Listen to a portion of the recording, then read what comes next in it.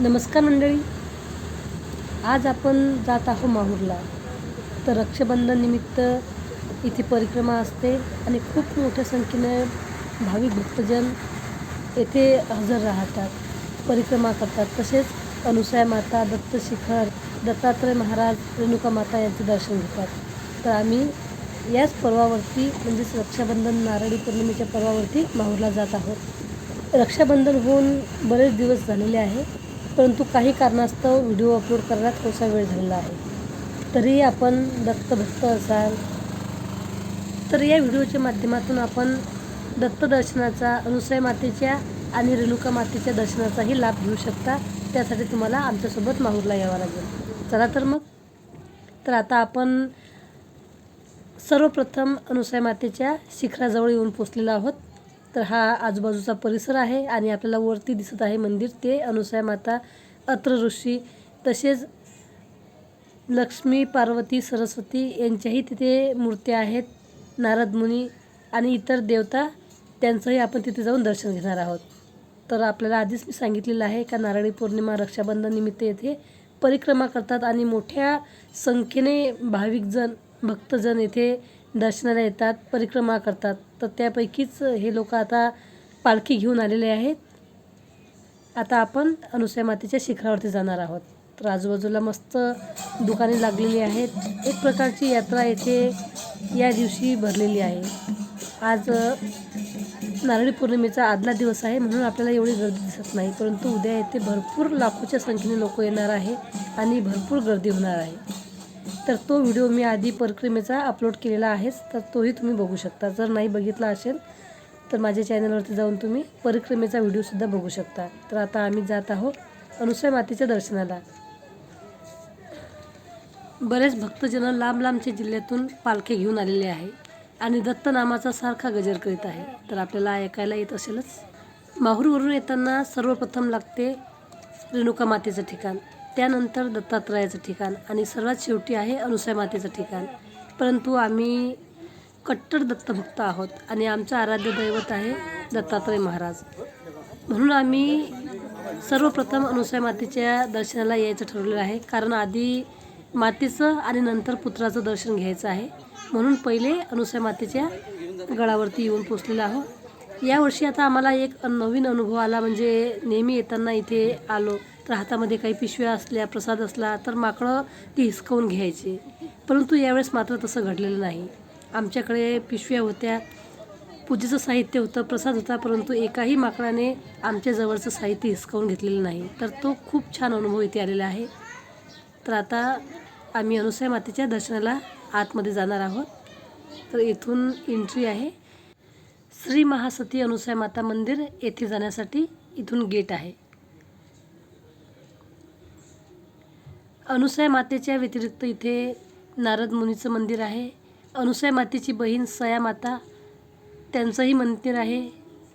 तसेच लक्ष्मी, पार्वती आणि सरस्वती या तिघी देवींचंही दर्शन इथे आपल्याला होणार आहे आणि त्यांचंही येथे मंदिर आहे. मातेच्या चरणाला, हो मातेच्या चरणाला आरती वाहितो अनुसूया मातेला. जय जय गणपती माताजी.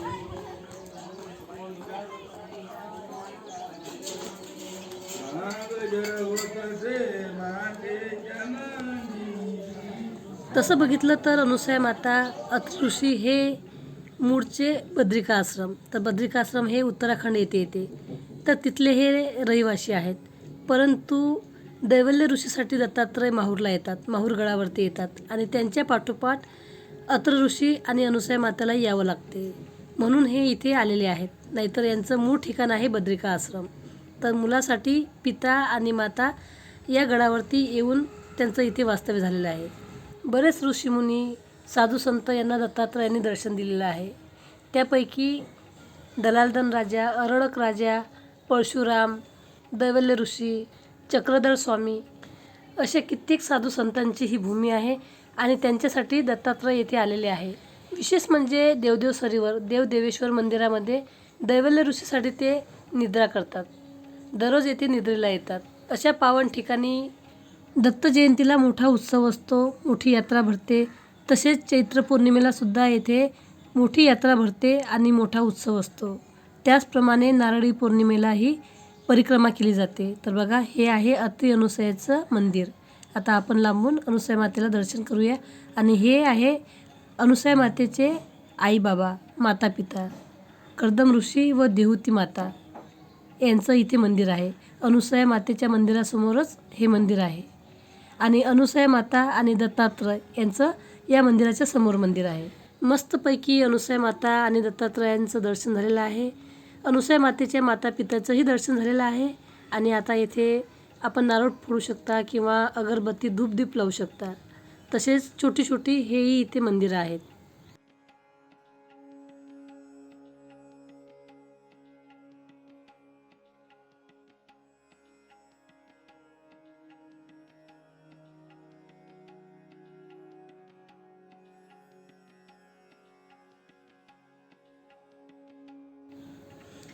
माता सावित्री, माता लक्ष्मी आणि माता पार्वती यांचं छोटंसं मंदिर आहे.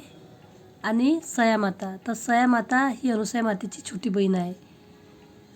तर मातीचंही आता आपण दर्शन घेणार आहोत. तसेच नारद मुनी यांचं इथे छोटंसं मंदिर आहे, त्यांचंही दर्शन घेणार आहोत. येथे गालभ्य ऋषी, शांडिल्य ऋषी आणि सयामाय यांचंही आता आपण दर्शन घेणार आहोत. हे मंदिर आहे कपिल मुनींचं, त्यांचंही आता आपण दर्शन घेतलेलं आहे. आणि अनुसया मातेच्या टेकडीवरून हा आजूबाजूचा सभोवतालचा पूर्ण परिसर आहे. पावसाळा असल्यानं पूर्ण डोंगर रांगा हिरव्यागार झालेल्या आहे. आणि ही वनराई मस्त नटलेली आहे, सजलेली आहे, हिरवीगार झालेली आहे. सर्वांचं मस्त शांततेत दर्शन झालेलं आहे, कारण आज जास्त गर्दी नाही. परंतु उद्या येथे पाय ठेवायलाही जागा राहणार नाही, एवढी गर्दी असणार आहे. पुढच्या भागामध्ये आपण दत्तात्रयांचं, रेणुका मातेचं आणि परशुरामाचंही दर्शन घेणार आहोत. तो व्हिडिओ मी लवकरच अपलोड करणार आहे. व्हिडिओ आवडला तर लाईक करा, कमेंट करा. जय गुरुदेव दत्त.